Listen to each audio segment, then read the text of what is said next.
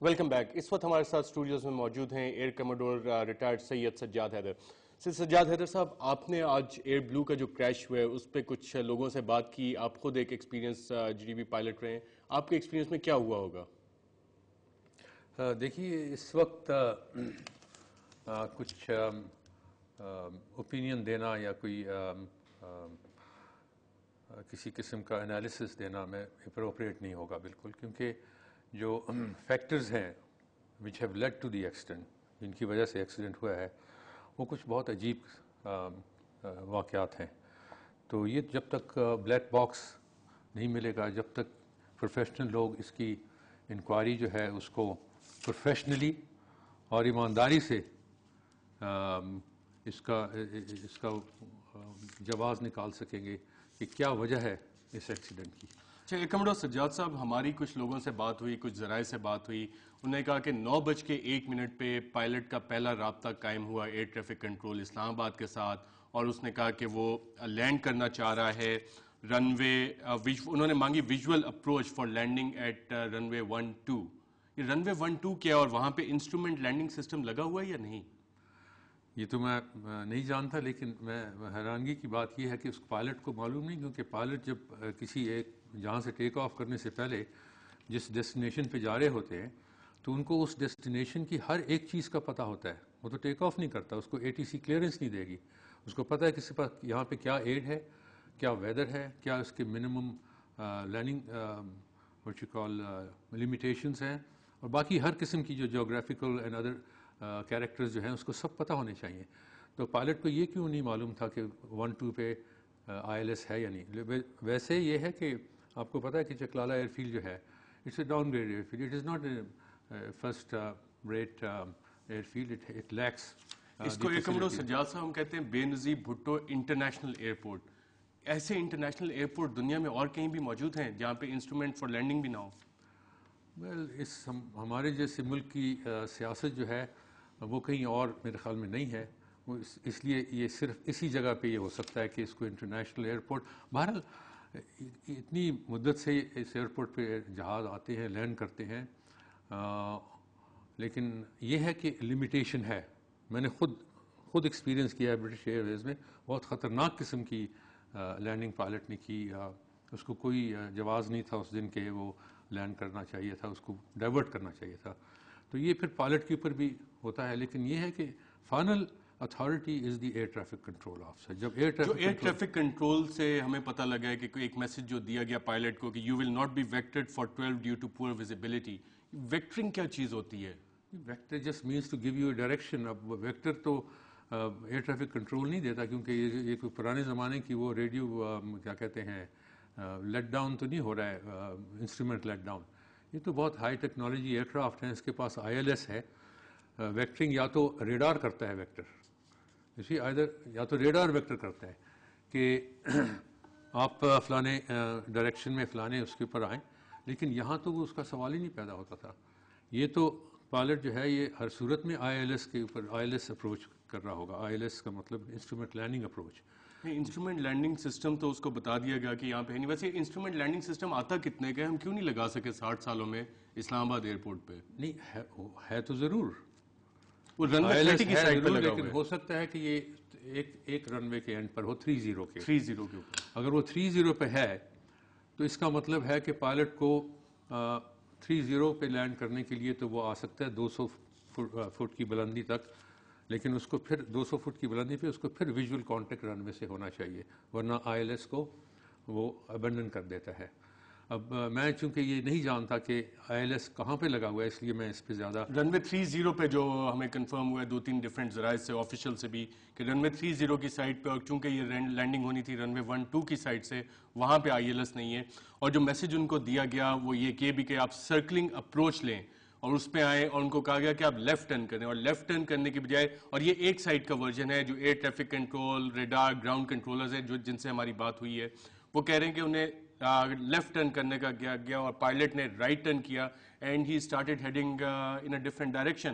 اور جب 4 ناٹیکل مائل پہ پائلٹ پہنچا ہے، اس سے پوچھا گیا ہے کہ آپ کو گراؤنڈ ان سائٹ ہے، تو پائلٹ نے کہا کہ گراؤنڈ ان سائٹ ہے. اور اس کے بعد جب 7 ناٹیکل مائل پہ گیا ہے تو ایئر ٹریفک کنٹرول میں پینک مچ گیا ہے, ہاٹ لائنز بجنی شروع ہو گئی ہیں کیونکہ ریڈ زون بھی اسی علاقے میں آتی ہے شاید, اور اس کے بعد رابطہ کرنے کی کوشش کی اور پائلٹ سے رابطہ نہیں ہوا, جو کہ ان کے مطابق جو گراؤنڈ کنٹرولرز ہیں ان کے مطابق اس وقت جہاز 2600 فٹ سے شاید 3000 فٹ کے اوپر کلائم کرنے کی کوشش کی ہے اور سٹالنگ کے پروسیس کی وجہ سے شاید وہ ہٹ کر گیا. تو ایسے کچھ انسیڈنٹس ہماری ایویشن ہسٹری میں پہلے بھی ہیں, اور یہ جو ساری چیزیں جو ایک سائڈ گراؤنڈ کنٹرولرز کا ورژن ایک آ رہا ہے, آپ اس کو کتنا درست سمجھتے ہیں؟ میں سمجھتا ہوں کہ یہ بڑی ان پروفیشنل انفارمیشن دی ہے کسی نے آپ کو, کیونکہ سٹالنگ جو ہوتی ہے, جہاز اس وقت سٹال کرتا ہے جب وہ لینڈنگ سپیڈ سے بھی نیچے اس کی سپیڈ آ جاتی ہے. جب ایک پائلٹ کو ایک اتنے بڑے جہاز یہ ہے ایئر بس 321 اس کو اتنی سٹالنگ سپیڈ کے نزدیک لانا جو ہے وہ تو اس کا کوئی میں سمجھ نہیں سکتا کہ یہ کیا وجہ ہو سکتی ہے, اور نہ یہ تھا, کیونکہ میرے سٹاف نے اپنی آنکھوں سے دیکھا ہے اور میں نے اس جہاز کی آواز سنی ہے, اور یہ میرے بیڈ روم سے میرے خیال میں 100 گز سے لیٹرلی 100 گز سے کم تھا جب یہ جہاز اوپر سے گزرا ہے. اور جو اس کی آواز تھی, اور میرا 30 سال کا تجربہ ہے, یہ جہاز 500 فٹ سے بہت نیچے تھا, بہت نیچے. اور سب سے جو عجیب چیز ہے وہ یہ ہے کہ اس کی ڈائریکشن جو تھی وہ نارتھ ایسٹ تھی, اور یہ اسٹریٹ اینڈ لیول, یہ جہاز اسٹریٹ اینڈ لیول, یہ ٹرن نہیں کر رہا تھا کہ یہ ایک بیڈ ویدر سرکٹ, جو کہ I L S approach abandon کرنے کے بعد پھر جو پائلٹ ہوتا ہے اس کا دوسرا آخری چوائس ہوتا ہے بیڈ ویدر سرکٹ کرنا, لیکن اس میں رن وے کو ویژول کنٹرول میں رکھنا پڑتا ہے ہر وقت. تو یہ تو ظاہر ہو نہیں رہا تھا. اب جو آپ بتا رہے ہیں کہ وہ ریڈار اور ایئر ٹریفک کنٹرول اس کو کہہ رہے ہیں کہ آپ لیفٹ ٹرن کریں, اس کا مطلب ہے کہ وہ رن وے 1-2 کے بگننگ پہ یا اس علاقے میں آیا, کیونکہ مجھے یہ بتایا گیا ہے کہ ڈیوٹی ایئر کنٹرولر نے ویژول کانٹیکٹ یعنی اس نے جہاز کو دیکھا ہے. 1 ناٹیکل مائل میں تو آ گیا تھا رینج میں ایئرپورٹ کی, سو کہتے ہیں. اب اس کی تو جب تفتیش ہوگی پوری طرح سے تو پھر اس کی اصل وجہ پتہ لگے گی. لیکن سجاد صاحب اس پہ ہم مزید بات جاری رکھیں گے. آپ نے بات کی کہ شاید لو فلائٹ تھی. ہمارے ایک اور آئی وٹنس ہے, ہمارے کیمرہ مین رضوان راؤ ہمارے ساتھ شامل ہو رہے ہیں. رضوان, جب آپ نے اس ایئر بلو فلائٹ کو دیکھا, آپ کے اندازے میں کتنی اونچائی پہ ہوگا جہاز؟ سر میں اپنے چھت کی ممٹی کے اوپر موجود تھا اور ویدر کو انجوائے کر رہا تھا, کیونکہ ہلکی اس ٹائم بارش لگی ہوئی تھی. تو سامنے سے میں نے دیکھا کہ ایک جہاز آ رہا ہے, بہت ہی لو اس پہ تھا, اور کافی دیر میں نے اس کو دیکھا ایئرپورٹ کی طرف سے سیدھا وہ بالکل میری طرف ہی آ رہا تھا. اور بلکہ میرے ذہن میں یہ چیز گئی کہ یار اتنی نیچے آج تک میں نے کبھی جہاز کو اڑتے ہوئے دیکھا نہیں ہے. اور وہ جہاز سیدھا گیا, بالکل میرے چھت کے اوپر سے گیا. مجھے واضح ہے کہ ایئر بلو اور دوسرا سب کچھ نظر تقریباً آ رہا تھا.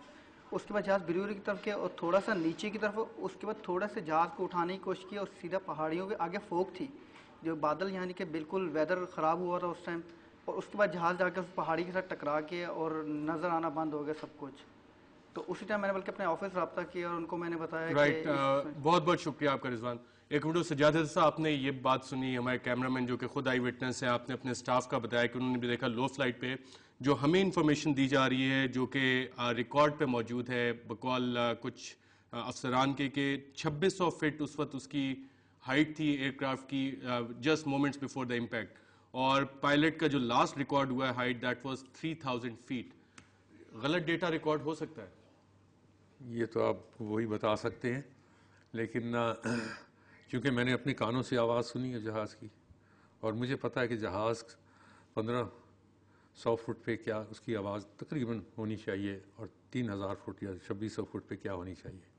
اور میں جب آپ سے کہہ رہا ہوں کہ اس جہاز کی آواز جو تھی وہ اتنی زوردار تھی کہ اس سے میں نے اندازہ لگایا کہ یہ بالکل ٹی ٹاپس پہ جا رہا ہے جہاز, must have been may be 200 feet. اور اس وقت میں نے یہ بھی اس وقت اندازہ لگایا کہ اس نے تھروٹل جو ہے, پاور جو ہے, اس کو فل پاور اس نے فارورڈ, مطلب تھروٹل کو آگے کرتے ہیں تو پاور فل آ جاتی ہے, تو اس نے پاور کو انکریز کیا. جیسے آپ جہاز سے جب لینڈ کریں تو آپ دیکھیں جب لینڈ کرتا ہے جہاز تو بڑے انجن کا بڑا زور سے شور آتا ہے. بالکل صاحب, ہم اس پہ بات کریں گے ایک وقفے کے بعد کہ آخری مومنٹس میں پائلٹ نے مزید تھروٹل کس لیے دیا ہوگا. ایک وقفے کے بعد.